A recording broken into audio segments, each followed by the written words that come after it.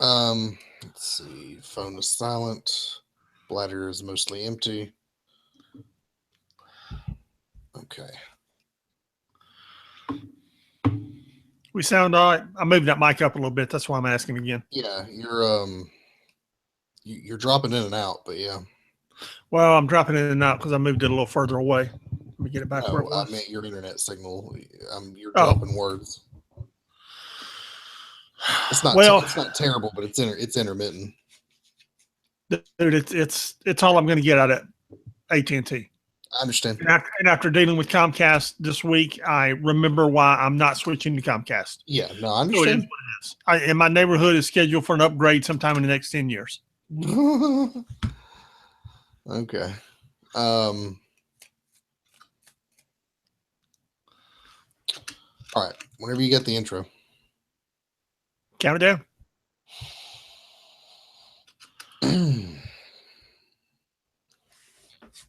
Counting down in 3, 2, 1.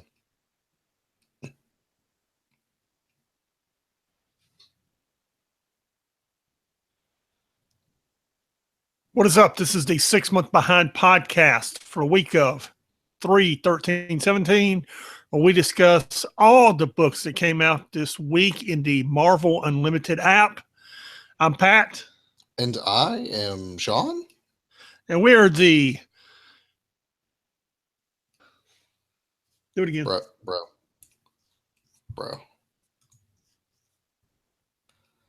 All right. 3, 2, 1.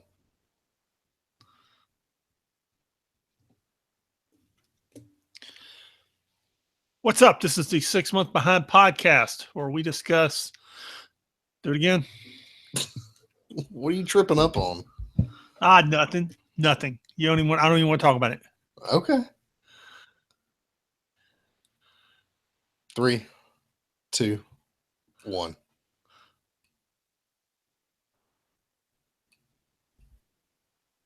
What is up? This is the 6 Month Behind podcast for the week of 3/13/17, where we discuss all things in the Marvel Unlimited app. Pat. And I am Sean. And we're the Luke Cage and Iron Fist of the Marvel Unlimited app. We discuss everything that came out this week, all the great comic books. How you doing, man? I'm all right, dude. We're your heroes for hire of Marvel Unlimited comics. We are. Speaking of Marvel Heroes for Hire, there are 2 Marvel shows out. There's Legion, which I think you don't like. No, you always go to sleep during it. No, I caught up a little bit this past week. So you finally managed to stay awake through the episodes, and you decided you like it. An episode, but yeah. Well, the problem is I ended up watching it at like 11 o'clock at night, and that doesn't work out for me. I like the show quite a bit. You're only like 3 episodes behind. 2, but yeah. Got renewed for season 2, which is a good thing. Yeah, absolutely. It's a great show, man. It's a great show. It is really good. It's if you're 2 episodes behind, go ahead. If you're confused, if you're watching it, if you're confused by it, so is everyone else. So don't worry. Yeah, there you go. And Iron Fist dropped 2 days ago. As this is when we're recording this, it came out 2 days ago. I'm through 6 episodes. You're through how many? Like 1.5. It's not bad. It's slow. If you can't deal with slow, it might not be your thing. But I disagree with it being slow. I disagree with it being slow. I think it's moving fine, but the critics hate it. You seem to think it's slow. Everyone I have spoken to, and all the fans on Twitter seem to think it's fine. Well, all right then. Yeah, I don't mind it. It's good so far. As you and I had a couple of texts about it yesterday. It's not going to move at the pace of an Avengers movie or any movie. I mean, it's a TV show. So sure. you can't expect it to move like Civil War did in the theater. It's going to move at its own pace. Yeah. And I mean, I'd argue that Luke Cage got a little bogged down in the middle, but it picked up at the end. And I think this is one where it's a slow burn the first 3 or 4 episodes and then picks up. yeah, I think it really picked up in episode 4 and then kept moving at a good pace. Okay. That's what everybody keeps telling me. You know, Colleen Wing is a real good character. And by the time she and what's the night nurse's name? The actress? I have no idea. No. Who's been in every episode? Her character's name, Claire something. Anyway, by the time she and Colleen Wing start fighting together, it's just cool episodes. So I'm through 6 episodes. I have no idea what the critics hated about those 6 episodes, which is what they saw. Yep. Yeah. So anyway, also the people who are mad because he's a white martial artist. I don't understand that either, but okay. I don't understand because everybody else in the show is Asian. So I don't understand. Well, Danny Rand's a white guy. Like, that's the character. You know, people want to call this Hollywood whitewashing, and it's just not. No. Danny Rand's a white character, so he's played by a white guy. Yeah. So what's your problem? And they took Colleen Wing, who's a white character in the comic books, and made her Asian. Yeah. And made her an Asian martial arts teacher. Right. And she's an obscure character, and they've put her, front and center in the show. She's not an obscure character in the Iron Fist canon. Well, Iron Fist is an obscure character. Yeah, but if you're delving into the Iron Fist world, you got to put Colleen Wing there. Yeah, no, I understand. I'm just saying, most people wouldn't know who Colleen Wing was unless they watch Iron Fist. Right. Anyway. So before we move on, I'm driving home the other night. I've worked 11 hours. Okay. I'm tired. And I'm driving through a Wendy's drive-through. And as I'm trying to order dinner for my family, and I'm talking to you on the phone. Oh, Lord. I'm ordering, and I can't see the menu because of where I'm positioned and the big mirror that are on my Titan truck, the big rearview mirror. Yeah. And I can't remember what to call the Wendy's milkshake, which is called a Frosty. Yeah. And the girl inside isn't helping me. And the person that I'm talking to in the earbuds in my ear, which happened to be you, yep. Instead of just saying, hey, bro, it's called a Frosty. No. You don't help me and say the word Frosty. You just start laughing. I didn't know what you're talking about either, to be fair. Yeah, you did. I really did. You knew I was at Wendy's. You knew it was a Frosty. Instead of helping, what did you do? Laughed? You laughed. Uncontrollably? And you laughed. You laughed so hard, I thought you were going to fall on the floor. I almost did. Yeah, dude. I got you laughing. I got the girl in the speaker not helping me at all. I'm like ice cream. What else kind of ice cream does Wendy's have? Okay? Seriously? This isn't this hard. Somebody help a brother out. Okay? I'm exhausted just wanting to get home. Finally, I'm like, it's the vanilla and chocolate thing. What can it be? Okay? She's like, I'm just like, it's a Frosty. Okay? She's like, oh, you want a Frosty? No. Okay? I want a milkshake. You don't have milkshakes. Give me a Frosty. Yes, I want a Frosty. Good gosh. And you're just laughing the whole time. Just not helping you at all. Yeah. Listen, it was really funny because you were talking to me and then you're like, hang on a second. And you start ordering. And then you're just like, what's the thing you call? The thing with the ice cream and it was hilarious. You guys had to be there. And the girl was no help, and you're just laughing. And I'm just like, come on, people. I've had an 11-hour day here. Somebody help her brother out. Really? Seriously. That's all right. You'll find something to laugh at my expense about sometime soon. Anyway. On to the comics of the week, which there was quite a few good ones and not many duds this week. Not many duds. But before we do that, we should probably let you know that you can get in touch with us at 6monthsbehind@gmail.com. That's the number 6monthsbehind@gmail.com. Please also visit our website, www.6monthsbehind.com, where I am adding a link today, which will have the comic book sales numbers for this month, which is March of this month and September of 16. So you can see how all these wonderful comics sold and know what will be here this time next year and what won't. Cool. Also, to let you guys know, we do discuss spoilers of these comic books. We do discuss the plot points. We will try not to completely spoil everything. That includes future spoilers as well, because we, being 6 months behind, we do have some foreknowledge. But we're also not making any promises. So you've been warned. There you go. Ulysses #5, which is our only Civil War book of the week, is, the first 3 issues of this were very good. And this is one of the Infinite Comics, which we usually don't discuss. But we just decided to delve into this one because the first one was so good. And then the second and third issues were good. The last 2 issues have been so-so because Karnak goes to Seattle to see if Ulysses' vision is good. And Karnak's in Seattle. And Ulysses is trying to get out of the Tower of Wisdom to prevent the vision. And the last 2 issues have just been him trying to get out of the tower. And that's really all this issue is. This is him trying to get out of the tower. I forget these 2 characters' name, but he tries to get out of the tower. And that's really all the issue is him trying to get out of the tower. And there's nothing really happening here to deal with Civil War or big fight scenes or just really nothing. And I wish I could recommend it and say it was exciting. It hasn't been exciting in like 3 issues. No, it really hasn't. And it just kind of took a nosedive. Finally, he gets out at the end of the issue and Karnak's waiting on him as soon as he gets out the door and tells him it's too late, whether it's too late to prevent it and Karnak prevented it or it's too late. You don't know. I guess we'll sum it up in issue 6.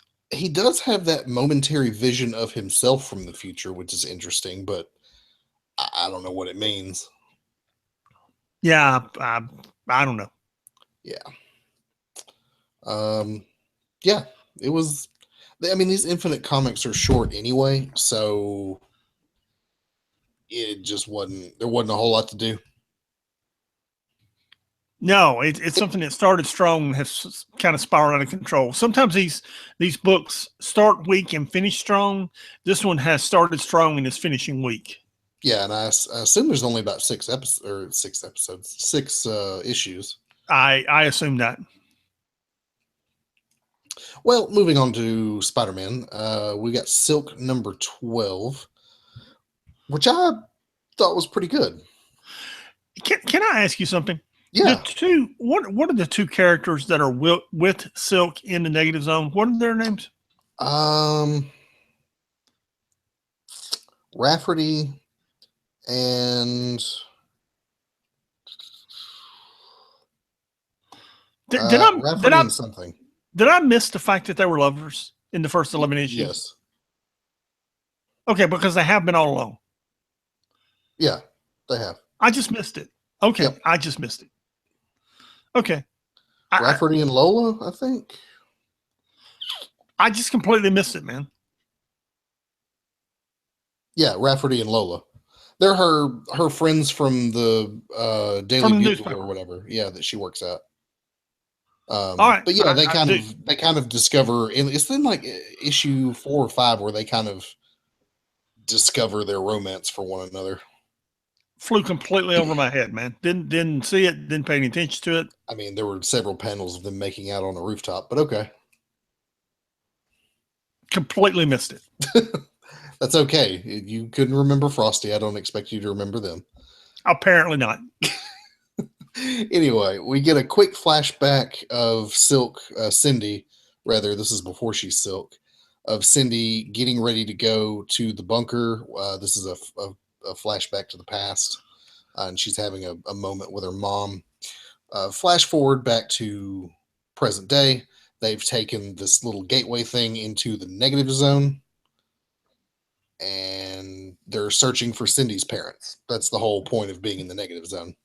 So they find this camp that her parents may have occupied at one point, but they find that it's been abandoned for quite a while. But they also find some parachutes and decide to parachute down into, there's no real up or down in the Negative Zone, so that just downward. And they come across this forest that's occupied by dinosaurs because it's the negative zone and there's dinosaurs. And in this forest, they come across a medieval town under attack from, they call him the Ash King. I don't know what he is or what that's about, but the Ash King is fighting the Red Knight, and they are visited by a dragon. They have a brief conversation with the dragon, whose name is David Wilcox. Yes, that's the name of the dragon, David Wilcox. There's lots of Lord of the Ring jokes going on. There are hilarious Lord of the Ring jokes. Yeah, and also Game of Thrones jokes. Yeah, there's Game of Thrones jokes and Lord of the Ring jokes just bouncing all over the place. So they're told by David Wilcox the dragon that they need to find the Red Knight who's fighting the Ash King. So they decide to assist the Red Knight in defeating the Ash King in this battle. And once they speak to the Red Knight, it's interesting. I won't spoil the ending for you because I just don't want to do that. But the identity of the Red Knight is an interesting twist to this little story. Yeah, it's it was a fun little book. Yeah, and I'm enjoying their little jaunt to the negative zone. I thought it ended well. It was funny. Yeah, this book's been pretty good. It needed it was a little lighter hearted, and it needed to be after the last couple of issues, right? Which have been fairly heavy, right? Yeah. And it's lighthearted. It was fun, and I really enjoyed it. It was it was 5 thumbs. Yeah, absolutely. Tell you what else was actually pretty good was Spidey number 10.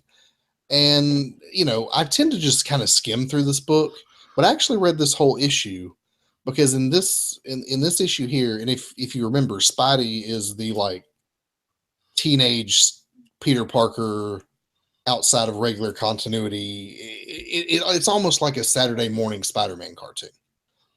So in this issue, he teams up with Captain America. They fight some crime together, bust some heads. AIM shows up or pursuing Captain America. AIM shows up, and it's interesting because little teenage Peter Parker, who's barely started superheroing, should be overwhelmed by all these AIM agents, and especially when MODOK shows up. But instead, he handles his own and actually impresses Captain America. And it was a lot of fun. It was neat.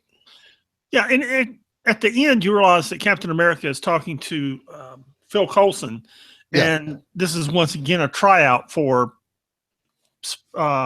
Peter Parker, Spider-Man, for something. Yeah, assumedly the Avengers. Right. And Steve Rogers' assessment is, similar to that of Tony Stark's, is he's getting there. Right. Yeah. If you like just real light Spider-Man stuff, really good. This would probably be a really good book for kids. A little older kids, like maybe 8, 9, 10, 11. They'd probably enjoy something like this. Sure. Yeah. Yeah. It got a couple of thumbs. Yeah, it's not bad. Yeah, I got 2 or 3 maybe. Yeah. It's not awe-inspiring, but it's solid. It's solid storytelling, and it's fun. Right. That was all the Spider-Man books. We had one single X-Men book this week. Yeah, that is. Did you manage to get it open? Yeah. Oh, well, I got it, man. Yeah, because you're doing Uncanny X-Men and not Avengers. Oh, which one am I doing? Both. Oh, I'm doing them both. Hang on. All right, you got me disoriented here. First off, this story continues to get more convoluted. Well, it's convoluted, and it's fun at the same time.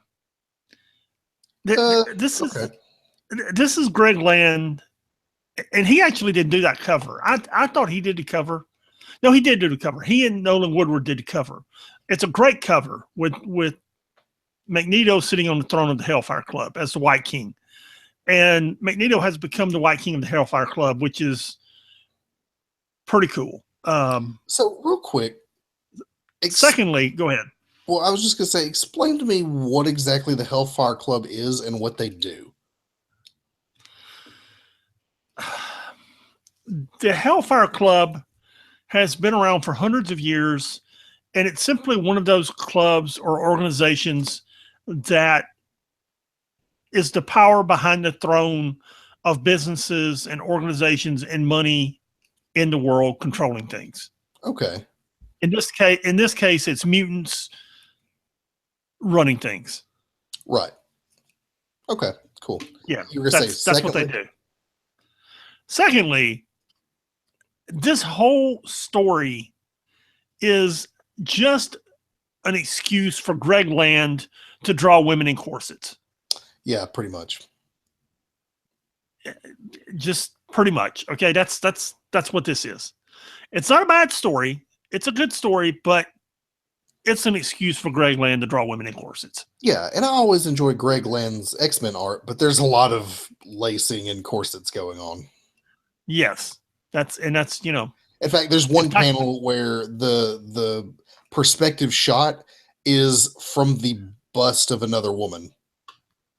As if you're somehow it's right in your face and you're looking at something else just past. And then there's one panel where the woman is like on the side of the page and everything else is beside her. This is written for 14-year-olds, or drawn for 14-year-olds, I should say. Yeah, it is. Yeah, if a 14-year-old tried to follow the plot, I'm not sure they could, but it's drawn for a 14-year-old. Yeah, absolutely. Yeah. So anyway, and that's not to disparage Greg Land's art. It's beautiful. I mean, look at that cover, and just you can't disparage that cover. Oh yeah, it's great art. But he's still fascinated with TNA. There you go. Yeah. Well, I mean, look, it's the demographic. Yeah. Anyway, this begins with a long flashback, and you understand that Magneto since Uncanny X-Men 1, Volume 1, has been about the survival of the mutant race. Mm-hmm. And he understands that the Terrigenesis mist is destroying the mutant race. Yeah, it's the death. And he's gearing up. He's gearing up for a war. And he is allying himself with whoever he has to prevent that from happening. And he is moving many, many pieces around a chessboard to make that happen. And in the first few pages, you see him organizing what becomes the Uncanny X-Men team, cutting a deal here with Betsy Braddock and Psylocke and Archangel. And then we move on to where we left off last issue with the team in the Hellfire Club. Before you do that, you see a page which is pretty cool with all the pieces of the chessboard that's moving around, that he's moving around. It's a 2-page splash with all the pieces he's negotiating, maneuvering. It's pretty fascinating. Well, and there's a ton of elements here. There's the Inhumans, there's Mr. Sinister, there's Nathan Summers, there's Rogue, there's Cable, there's the Hellfire Club, there's Storm, there's Phantom X, Shield, or the Red Skull, Apocalypse is there, young Jean Grey is there, Deadpool, Scott Summers, Someday Corporation. I mean, there's a lot of moving parts here. This is a big machine that he's built. And he's moving them all around. And you don't know when apparently this conversation takes place immediately after Civil War or Secret Wars. Yeah. I got my wars mixed up. It would assume so. Yeah, before the death of Scott Summers. Mm-hmm. Or before I didn't mean to say that. Scratch that. Well, we had the spoiler warning for a reason. You have the spoiler warning for a reason. Before Scott Summers, before Death of X. How about that? Yeah, before Death of X. Takes place before Death of X. How about that? Mm-hmm. There you go. So anyway, yeah, there you go. All right, let's move on. Sorry about that. We have a spoiler warning for a reason. So then we go into the Hellfire Club, and they're all negotiating their places, and they want Psylocke to become the White Queen. Which did she ever accept becoming the White Queen? I think so. I think she did. Yeah, I assume she did. Yeah, it's a long negotiation, and I can't remember Raleigh's first name, but she was in the previous Magneto book. And I can't remember her first. I want to say it's Rachel Raleigh, but that may not be right. Yeah, I didn't recognize her. I don't know who she is. She was in the last Magneto series that ran for 20-some-odd issues. Anyway, she's got a piece of something from the Someday Corporation. Yeah, it's a piece of brain matter.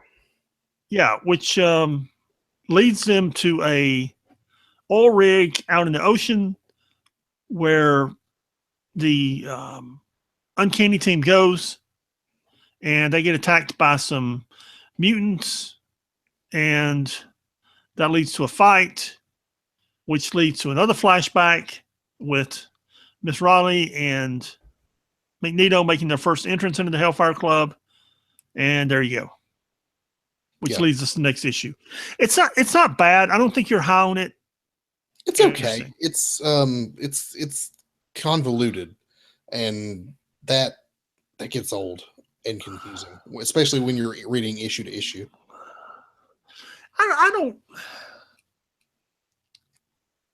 I think it's classic X-Men, which in a way gets convoluted reading issue to issue.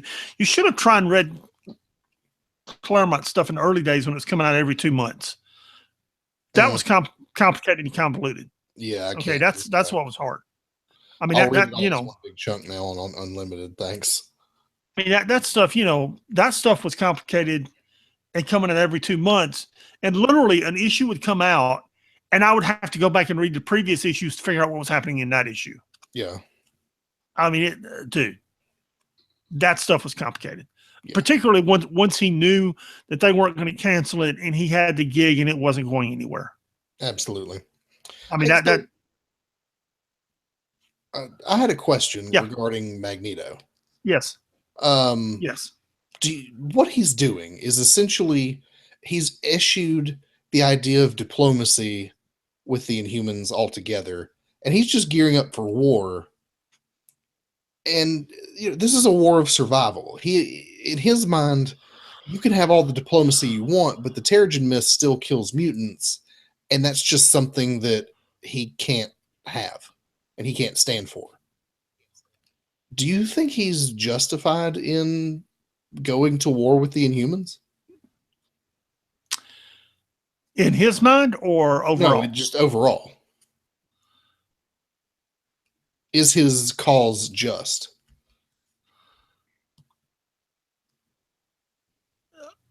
Of course it is in his mind, but because everything he does is just in his mind.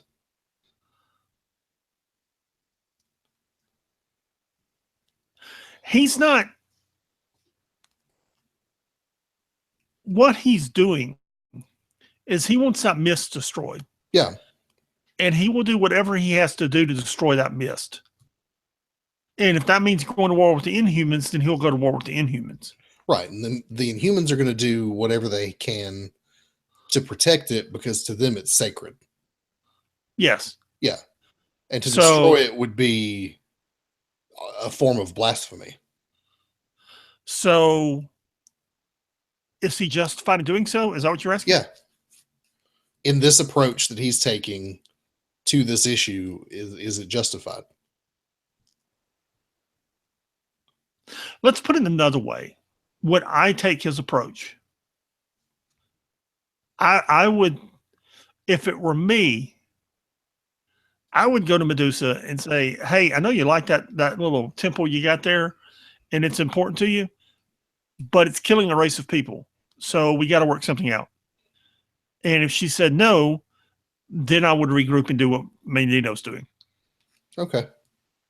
Yeah, because I find myself not necessarily on Magneto's side, but understanding why he's doing what he's doing. And considering if I were in his shoes, I might be doing the same thing too. Because it's a war of survival. It's not an issue of whether, this is something he wants to do. This isn't conquest. This is the continuation of the mutant race. Right. Yeah. And what I might do is I might take a two-pronged attack. I might send someone to negotiate, and then while they're negotiating, I might plan for war. Yeah. I would probably do something similar. Of course, war is the plan B, but you gotta have a contingency plan. Yes. Well, that does it for our. And we don't know that he hasn't done that. Right. We don't yet. No. I think it's right. Going forward, you should know that what that conflict is and why the Inhumans are so reluctant to destroy the Terrigen Mist. Right. Moving on to our only Avengers book this week, All New, All Different Avengers number 14, which I was slated to review, but the Marvel Unlimited app won't let me. Okay, so again, did you get this book open? No, but I read it earlier in the week. It opened just fine, 5 days ago. We love this app, but doggone, the glitches can be a pain sometimes. Yeah, it's a real hindrance, especially when you consider we're paying $10 a month, which is more than I pay for Netflix. Yeah, that's true. That is true, isn't it? Yeah. Yeah, there you go. First off, another great cover by Alex Ross. Yep, absolutely. Killing it. Anyway, we begin with the Russian agents who have come to collect Nadia, the new Wasp. And as they're questioning her, Janet Van Dyne, the old Wasp, begins assessing the situation and thinking, these guys don't look quite right. And they pull a gun on her. And of course, that doesn't work out for them because they're not really Russian agents. They are, who are they? Whisper agents. Whisper. That's right. That's Ultimate Reed Richards guys. Oh, that's right. Yeah. Yeah. So she calls S.H.I.E.L.D. to come get them. And about that time, they realize what's happened, that there's another civil war going on, and they realize about Ulysses and what Clint did to the Hulk and everything that's going down, and they're not really happy about it. So they begin discussing Ulysses' powers and Nadia. Mm-hmm. Nadia is really unhappy because superheroes shouldn't be fighting, and she's thinks that superheroes shouldn't be fighting. It should be a really happy world, and everybody should be living happily ever after, because that's the way she envisioned it in her head. So at that point, she thinks, I can solve this, and she pulls up a Hank Pym particle shrunk laboratory that she has, and she dives down into it to fix the problem, because in her mind, everything can be fixed mathematically. Mm-hmm. It's worth noting that she's like a 14-year-old girl, and her laboratory is in a pink crystal castle. Yeah, in a microverse. So she dives down into her pink castle, and Janet Van Dyne sits there and thinks about it a minute and ponders it, and she goes in after her. And the problem is, when she gets there, time doesn't exactly work the same in a microverse. So she's been there for weeks already. 10, 12 seconds in real time? Yeah. Yeah, in days, possibly weeks, without food, without sleep, doing anything. And they realize that the thing's going to blow up. Janet carries her out, and she's exhausted. And they get away. It didn't work. And they have a long discussion with her. Janet and Nadia have a long discussion that you just can't fix everything. And she goes to sleep there in Janet's arms. And Janet winds up talking to Jarvis about her. And they realize that Nadia probably has the best and worst of Hank inside her. She's got her genius. She's got his abilities. But she also might have his mental instabilities at the same time. So she literally has the best and worst of Hank Pym inside of her, possibly. Yeah, and it's really put into stark contrast considering what we saw in Uncanny Avengers just a few weeks ago with the whole Hank Pym Ultron thing. You know, this can go really well, or this can get really dark really fast. Yeah. And this little girl's always already kind of volatile. People are already after her. And I imagine if you put her in a corner, she's not going to react well. Right. And to me, this was probably one of the best books that came out this week because it's Hank Pym's legacy. It's all the good things that are Hank Pym's legacy. Whereas what we saw a few weeks ago was all of the dark things of Hank Pym's legacy. And he's always been, for Marvel in particular, he's always been a complicated character and a problematic character. Is he, ultimately, is he good or is he bad? And I don't think you can, he's the kind of character that I don't think you can put in those kind of terms. Yeah, he's always been even if you go back to the holy cow, when he appeared in Strange Tales, I believe it was. Yeah, he was not a happy-go-lucky guy, and even when they've been introduced the Wasp into the series, he just wasn't. He was just, dude. He's never been a stable guy. Just never has been, never was. Yeah, and it has shown throughout the years. Yeah. But anyway, great book. Yeah. Do you want me to do Moon Knight since you had to do that one? Please. Okay. Give me a second to get a drink. So, after the last adventure of Mark Spector, he was running from escaping from the mental institution and had a showdown on the moon with Khonshu himself. He wakes up in the body of Steve Grant, who is a film producer. Specifically, he's a film producer for the Moon Knight movie. Hang on. Let me do it. Okay. Yeah, let me do it. All right. This is we wake up in LA, okay? And you have Steve Grant here. You're writing is what you're doing. You're not coloring, you're writing. Steve, but these are all personas of Steve Grant was Moon Knight's original personality. And every character you see here is one of his personalities.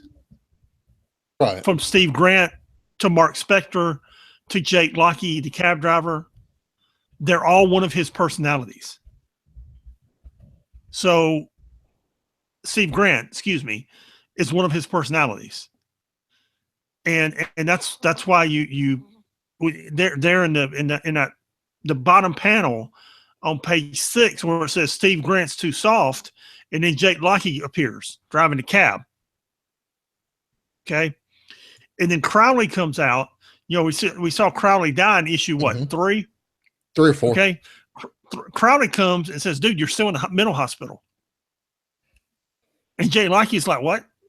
He tells him he's still in the mental hospital, which kind of blows Jake's mind and it blows my mind because I don't understand how he's still in the mental hospital if he's in LA filming a movie. Do you understand that? Yeah, I don't know. I don't either. I really don't understand what's happening in this book. Yeah, Crowley looks at him.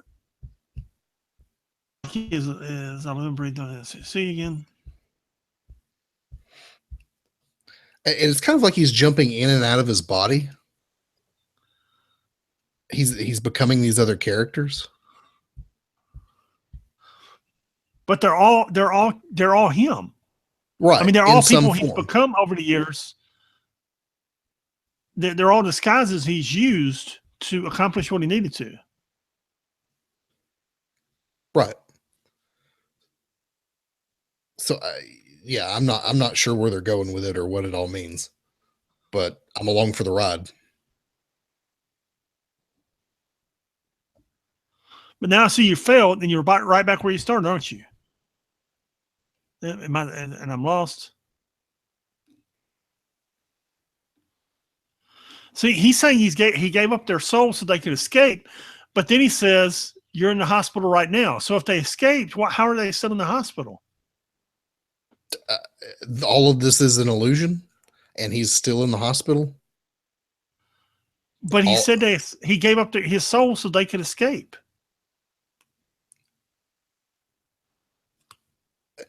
You know, this whole book has explored this thing of like, you never know what's real and what's not. You know, is Steve Grant reality? Is him being in the mental institution the reality, and he never actually left there? That the whole journey of them leaving there was just a drug-induced episode. This whole thing where he's a fighter pilot at the end, is that a hallucination? I don't know. So then he goes back to the back of the cab to put on his Moon Knight costume, and suddenly he's in his bedroom looking at a tuxedo that is surprisingly similar to the Mr. Knight. And because he's back as Stephen Grant again, and she wants to know if he's been taking his meds, which I kind of want to know too.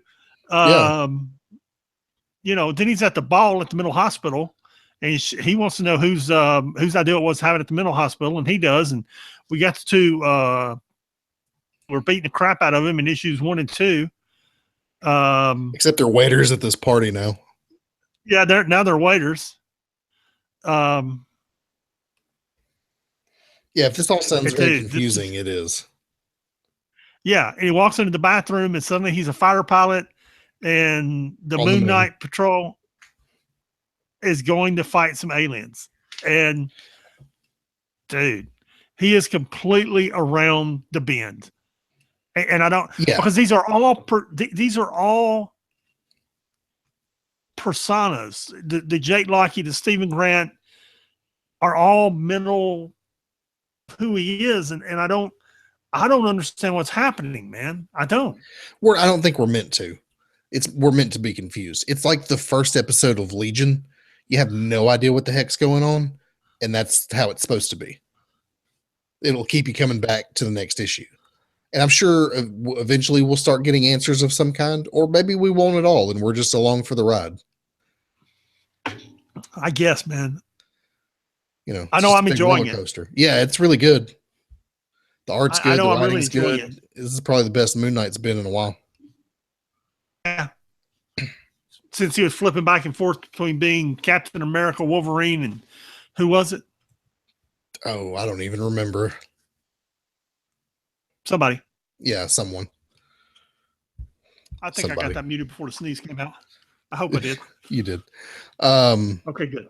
So Doctor Strange number 11, and then we're dealing with the aftermath of the Empirical attack on Magic.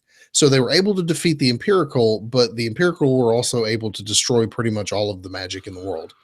So magic and most spells just don't work anymore. So Stephen is going to have to rewrite magic from the ground up as magic slowly trickles back into the world. No, and y'all obviously can't see what Bean just saw. I'm reaching for the mute button, and a tissue as a giant sneeze is coming out at the same time, and I didn't know if I made it. You did. You did. Okay, good. I saw it happen, and it was just silent, and it was kind of funny. Good. So as Stephen walks into his mansion, he appoints Zelma Stanton as the new author of all things magic. It is now her responsibility to rewrite all of the spell books in the world. Moving on, he remembers a particular encounter with Baron Mordo from some years ago. And Baron Mordo offers him this healing elixir so that he can heal his hands. This is back when they're both students, I suppose. So he tempts Stephen with this drink, and even gives him a demonstration that proves that it works. And what Mordo wants to do is appease Steven in the short term so that he'll just go away. And Mordo's whole aim is to lure Steven away from the world of magic and hoping to eliminate his competition. Which, of course, doesn't work out for Baron Mordo all that much at all. Back in the present day, we're at the bar with no doors, which is my favorite bar. And in walks a particular gentleman who we mentioned earlier in the issue, and turns out Baron Mordo is back in town, looking sinister, and yeah, it was all right.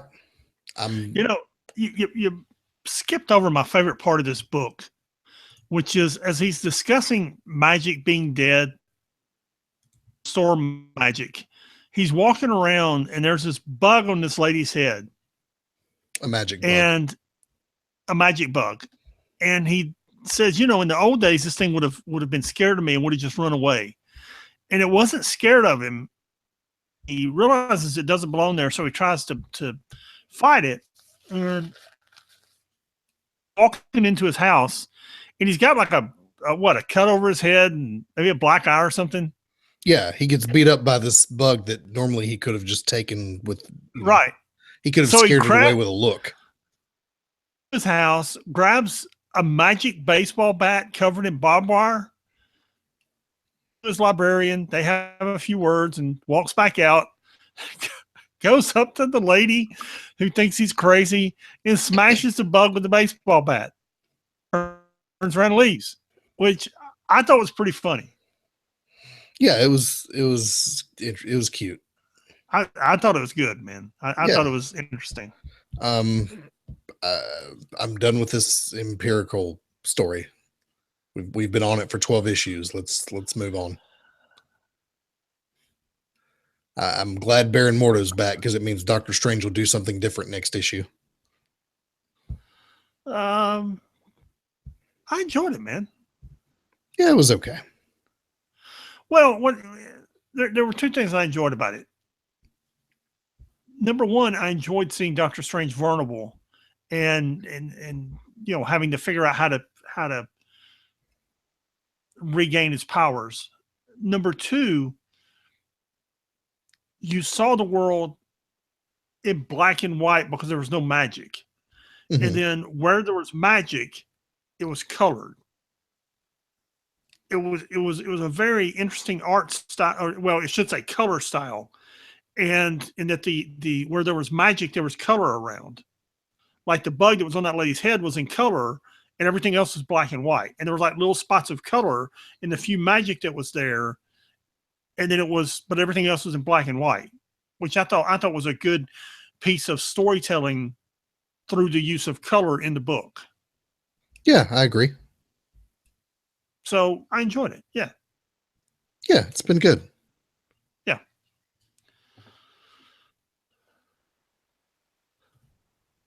Invincible Iron Man number 13. Apparently you didn't think it was that good. Okay. Yeah, it was okay. I'm ready to move on to a new story. Okay. Oh, taking a dump on Doctor Strange. That's interesting. I didn't take a dump on it. I didn't take a dump on it. I didn't say it sucked. I said it was good. I'm just ready to move on. I remember how excited you were when it came out. All right. So we have Dr. Doom once again confronting Tony Stark, and Tony Stark is over it. Yeah, he's super over it.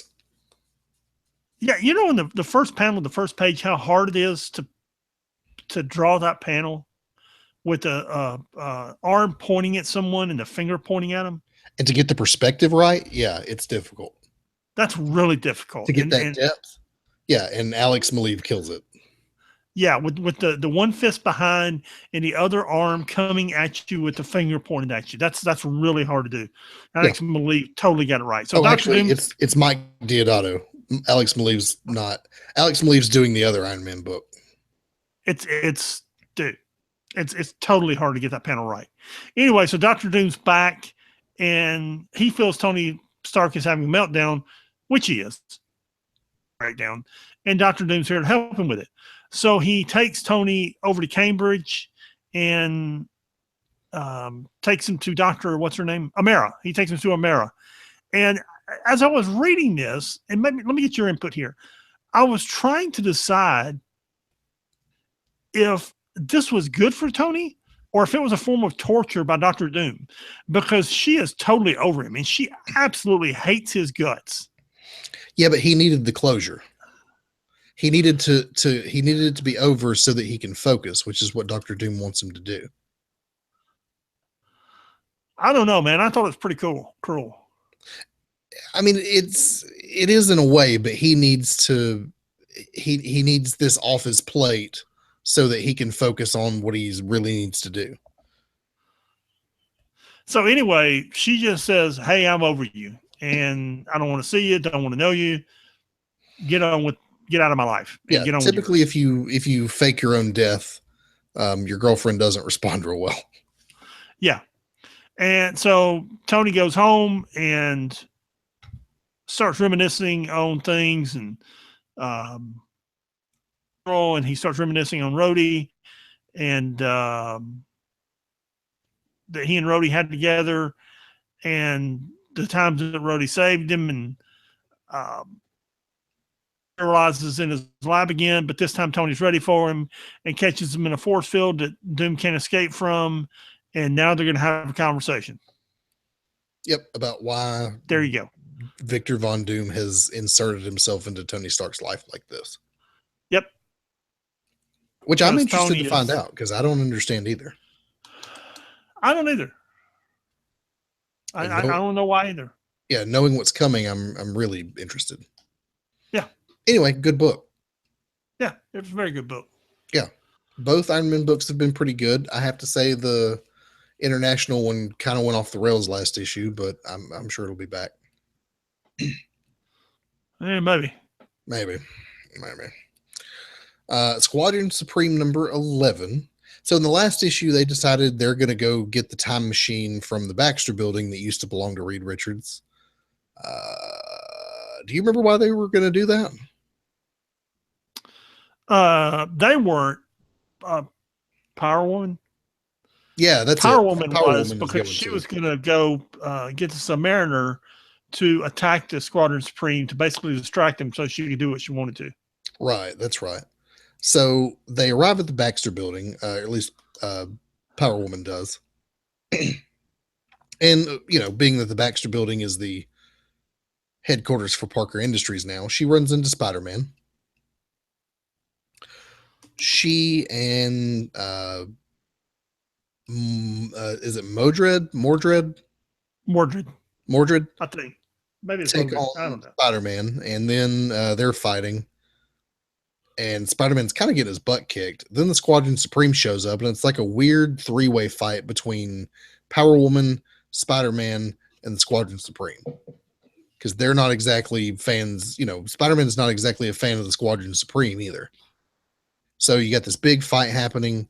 Meanwhile, Power Woman and Mordred are able to get to the time machine in the basement of the Baxter building. They continue fighting for a while. And then Toro and his SHIELD team show up. If you remember, Toro is it's not Toro. That's the Human Torch. Yeah, it's the original Human Torch. Toro was the sidekick. Right. Who's now an Inhuman. Yeah, who's now an Inhuman and a SHIELD agent. Yes. They show up, bail Spider-Man out of the fight, mop up a little bit, and now Spider-Man and the Human Torch are going to go try to stop Power Woman and Mordred from using the time machine, I assume. I assume, yes. Yeah. Wasn't a ton that happened in this issue. It was a lot of action, which is fine. Yeah. Yeah. Yeah, I mean, I just don't have a whole lot to say about it. It is what it is. Daredevil number 11. Now, this was a really good book. You got Charles Soule writing it. You've got Matt Mila doing the art along with Ron Garney. And I've gotten really interested in the storyline. So it opens up with this Inhuman fella running down an alleyway being chased by these anti-inhuman humans. And they mug this guy, and his fate's kind of left ambiguous. They don't just kill him right there. Fast forward to the Blood Mural, which you remember from last issue. The guy who owns the building or whatever is having a discussion with his lawyer about whether or not he can charge admission for people to come see this thing and not be breaking the law, which is a really skeezy thing to do, considering it's a mural painted from like the blood of what, like 112 different people? Yeah, something like that. 112, yeah. Somewhere between 110 to 112. Yeah. Yeah, a lot of people. Also, it's a work of art painted out of blood. That's just morbid. So the city councilwoman happens to show up with a police escort and makes it known that she's going to try to shut this thing down because some of the blood that's been used in this portrait was that of one of her, I think it's her niece. Yeah. So basically she's thrown down the gauntlet and declared a legal fight with this guy. And we still don't know who's painted the thing. That guy's still on the loose. So enter Matt Murdock. He walks into his boss's office and he's sure he's going to get fired. Mostly because he's been blowing off his night shifts while he's being Daredevil. But instead, they give him the case for this this whole blood thing. He's working on the case with the city councilwoman trying to beat this guy who's trying to charge admission. Then he goes to the West Village to have coffee or whatever with Foggy Nelson. He and Foggy Nelson are really not on the best terms these days. And you almost kind of get the impression that they're almost never on good terms. And remember that Foggy Nelson is pretty much the only one who knows he's Daredevil still. No one else knows. What is Foggy Nelson so upset with him about? The fact that he's Daredevil? The fact that he's Daredevil, and I don't know what Matt Murdock did, and we're going to find out at some point in the future. I think the issues have started coming out on the newsstand a couple of months ago. / Matt Murdock did to get his secret identity back. I don't know how he did it, but Foggy's not happy about it. And Foggy's not happy that he let Foggy retain that knowledge and the rest of the world not know it and Foggy keep it. Right. Right. Which I guess that was one of those things that happened in that 8 months in between Secret Wars and present day. Right. Yeah. So Foggy tells him that, you know, he has a hard time. He has a hard time with this whole thing about shutting down this guy who's trying to turn this blood portrait into a art gallery. Because Matt's argument is, yeah, this guy's a scumbag and he probably should be shut down. But what about the precedents this sets? What about next time when it's a decent person and a city councilwoman wants to throw their weight around and shut down a business? Which Foggy doesn't seem to understand that point of view. Right. Which, to me, I agree with both of them. I think Matt's got a point. At the same time, you know, this isn't art. It's a grotesquerie. Dude, it's human blood. Come on. Yeah, or inhuman blood, maybe. One or anyway, the other, yeah. back at this art gallery where this blood portrait is, people are lining up outside the door to see it, but the police serve the owner a temporary injunction and shut him down for the evening.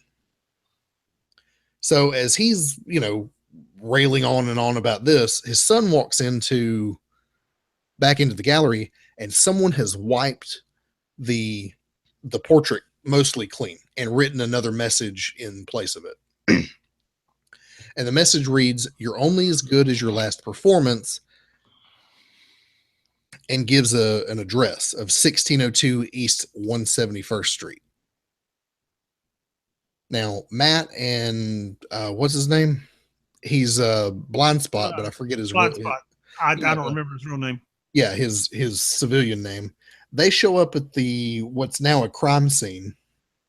They go to the address that is listed in this message, and what they find there is, I thought it was horrifying.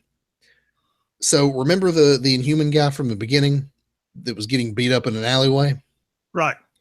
Well, we see him along with another group of Inhumans doing mundane, everyday things. One's sitting there watching TV, one's ironing a shirt, one's sitting on the toilet, one's washing his hands. Except that the assumption is that they're dead and that they have been positioned, and it's like they're still life sculptures. Inhumans doing human things. And I'll be honest, it turned my stomach a little bit. It unnerved me. And this book's getting real weird. Yeah, over the years there have been some Daredevil books that did. Yeah.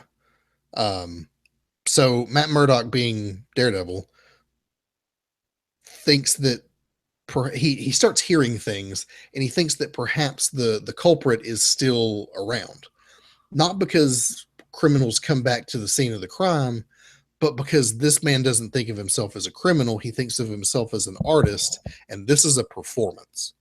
He wants to see what people think of his art. So he makes it to the roof as Daredevil, and he comes face to face with this artist who's really creepy looking. And that's the end of the issue. Yeah, real weird, man. Yeah, it was bizarre. It was super bizarre, and I think it was only going to get more bizarre. I mean, you gotta admit, the dude with the 10 fingers was pretty bizarre too. Dude, there's been some. Yeah. Anyway, over the years, there's been some bizarre Daredevil stuff. Yeah. I'm particularly looking forward to Daredevil number 12. We get a little preview at the end, or we get to see the cover anyway, and it's Daredevil, Medusa, and Karnak. And anytime Karnak shows up, I'm down. Yeah. Anyway, I enjoyed the book. I've enjoyed all this Daredevil stuff. I think Charles Soule's doing a really good job. I know he's still writing the book currently, and if things continue as they are now, this will be a story arc that is remembered in the same way that Miller's arc is, and that Bendis's arc in Daredevil is remembered. It's pretty good. It's really good, man. Yeah, and the art in particular is really good. Yeah. You know what's not good? Deadpool and the Mercs for Money. Let me tell you why this really bothers me. Is you have Deadpool. Yeah. And Deadpool and the Mercs for Money are taking assignments, and the Mercs are unhappy with their pay, and they're fighting with Deadpool about what they're getting paid about. Money they're getting paid. Mm-hmm. So they launched a second series called Deadpool and the Mercs for Money. And basically the book is about Deadpool and the Mercs fighting about how much they're getting paid. Are they still fighting about that? Now have two series with the Mercs fighting with Deadpool about how much they're getting paid. And at the end of this issue, all the mercs quit. There's some interesting stories along the way in this one. I mean, they fight with Nuke, okay, and they fight with a couple of other characters that I'm not really familiar with and don't really care about. But and some of these are actually interesting. I mean, I'm really starting to like Slapstick, who I think gets his own book in a few months. Yeah, you were telling me he gets his own book. I think he gets his own book. A fan of Solo. Some of these other guys, I couldn't really give a flip about. Stingray, really? I was over him being an Avenger 20 years ago. I just, why do I need two series that are telling the same story at the same time? I don't. I don't understand. I don't. Yeah. And in both books, Deadpool and Deadpool and the Mercs for Money, the mercs are unhappy with Deadpool because he's not paying them. And it's the same. And yes, there's an underlying plot. Somebody's trying to find radioactive heroes and they're collecting them. But the main plot here, I mean, there's page after page of the mercs complaining because Deadpool isn't paying him. Then the last page is the mercs quitting on him. Dude, I've already spent too much time talking about it. I'm over it. Alrighty. Again, I feel like Marvel's just pumping out Deadpool stuff just for the dollars. Dude, you can do that, but yeah, as long as it's good. Do that, but make it good. And none of this, not Gambit and Deadpool, not Deadpool and the Mercs for Money. None of it's any good. I thought you were enjoying the regular Deadpool book. It is, but it's got the same storyline that's going on here. Yeah. I mean, it's at least the last issue of Deadpool and the Mercs for Money was funny. Okay, it was actually funny. All right, and the one where a couple of issues ago where he fought the Black Panther. Yeah, I was just thinking about that, where they fight in the bathroom. That was funny. Yeah, where they had to fight in the bathroom. That one was funny. And this isn't even funny. I mean, this is just the mercs sitting around whining because they're not getting paid. Oh, that's a bummer. I mean, literally, the book opens in a conference room with them complaining about them getting paid. Dude, it's just, man, I could do something better. Yeah, is this book still going? Do you know? I think so. I'll have to look. Well, maybe it improves.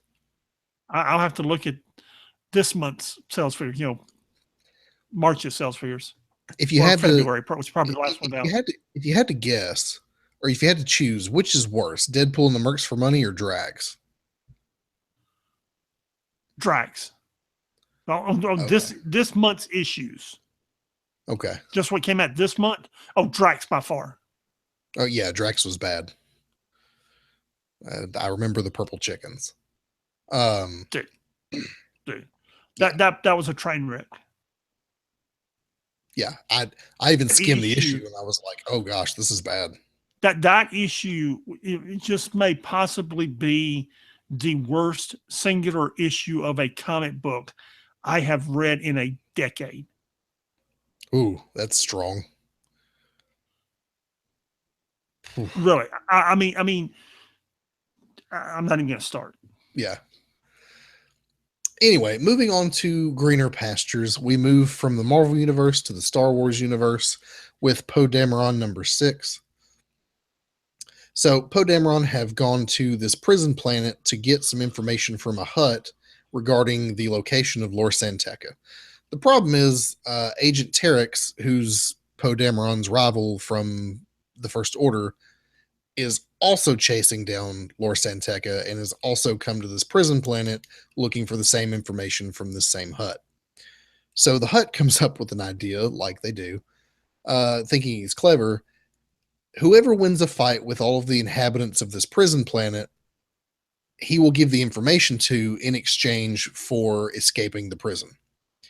So we meet up with Poe Dameron and his crew fighting all these prisoners on this planet. Meanwhile, Poe Dameron has sent BB-8 and all the other astromech droids on a mission to hijack the space station that's controlling this prison planet. If you remember from a couple of issues ago, when they arrive on this prison planet, the reason it's a prison planet is because the gravity is 10 times stronger, and they have this dome around it, this like energy dome that keeps the gravity at a normal level, and that's the prison. You go outside that boundary and you're crushed under the weight of the gravity of the planet. So Poe Dameron is able to get BB-8 and his astromech friends to hijack the central computer of this station that's controlling that gravity thing, and they're able to use it to center on just the crew of Poe Dameron's Black Squadron. So they're the only ones protected from the gravity, while literally everyone else on the surface is being crushed to death, including Agent Terrax and the Hut. So Poe Dameron busts in, says, "All right, so we're the ones who won the fight. Give us the information. We'll get you out of here." Which they do. And of course, Agent Terrax is able to make his escape as well. There's some grandstanding with the Black Squadron and Poe Dameron's crew with Agent Terrax, who decides to destroy the space station and start killing innocent people, which Poe Dameron just can't deal with. And they thoroughly trounce this dude. Like, they've destroyed this guy's ship, and they're going to blow up if they don't just get out of there. So as much as Agent Terrax doesn't want to run from a fight, in order to survive to the next time, he's got to go. Which, of course, as soon as he does, Captain Phasma shows up and is like, "Hey, we see you've left the planetary system." "Yes." "Where's the information?" "Don't have it." "Well, we're disappointed with you," in Captain Phasma fashion. Meanwhile, Leia's debriefing Poe Dameron and reveals that there may be a mole within his squadron of fighters. And that's pretty much the end. It was a good book. It was pretty good. I enjoyed it. Also written by Charles Soule. I did too.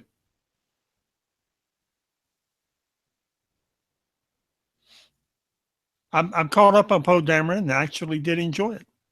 Okay, I knew you were behind on it a little bit. I didn't know if you'd been able to catch up. No, I got caught up on it and enjoyed it. Yeah, and for everyone who might not be, this is all taking place. If you think about the timeline, this is all taking place within weeks of episode 7. The opening of episode 7 is the end of this journey for Poe Dameron.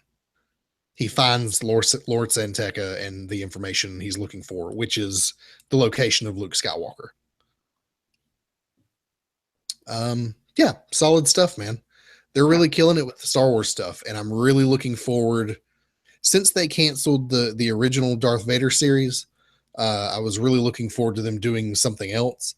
And they announced last week that in June, Charles Soule will be writing a new Darth Vader series, and it takes place directly after Revenge of the Sith. So just as he's become Darth Vader. And I imagine it's going to be a whole lot of angry Darth Vader killing Jedi.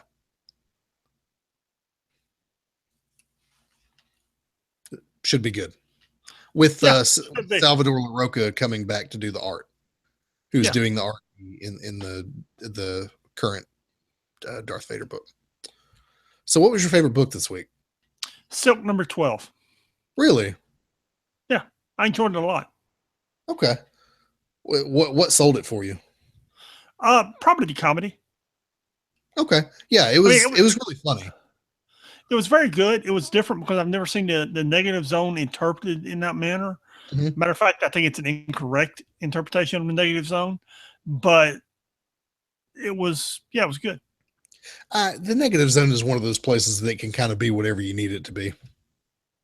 I don't know. All right. Well, one day you can explain to me why the negative zone is the way it is and what it is in the first place. Okay. For me, it's a two-way tie between All New, All Different Avengers and that Daredevil book. Both are really good. You've never been a big Daredevil fan? No, I haven't, but Charles Soule has got me on this one. I'm really interested. Oh, there you go. Yeah.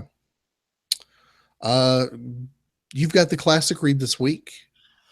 Last week we were discussing great Magneto stories and the Uncanny run, and I happened to go back and just glance at it. And an Uncanny, it's really Uncanny 111 and 112, but it starts in 111, and 111 is so good, you kind of throw it in there. It's Uncanny, the original series, Volume 1, Uncanny 111 through 113. It's about the time that Chris Claremont and John Byrne were really hitting their stride. Byrne's art is great. Claremont's writing is great. Magneto is just at the height of his power. And this book is just, those 3 issues are amazing.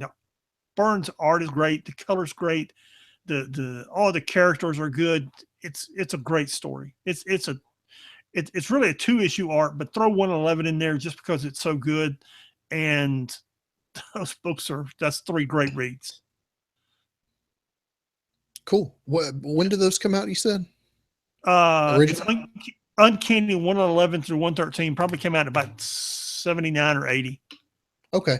So like prime Chris Claremont, John Byrne time. Dude, really early Claremont and Byrne in their prime. It's early, man. That's really early stuff.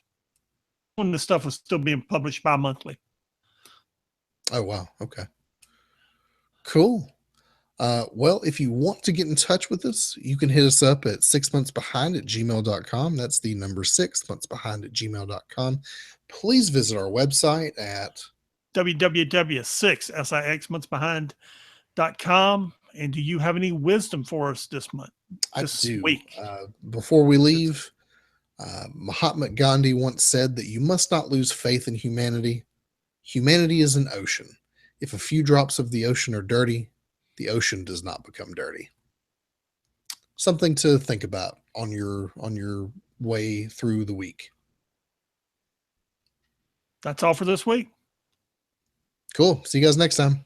Peace.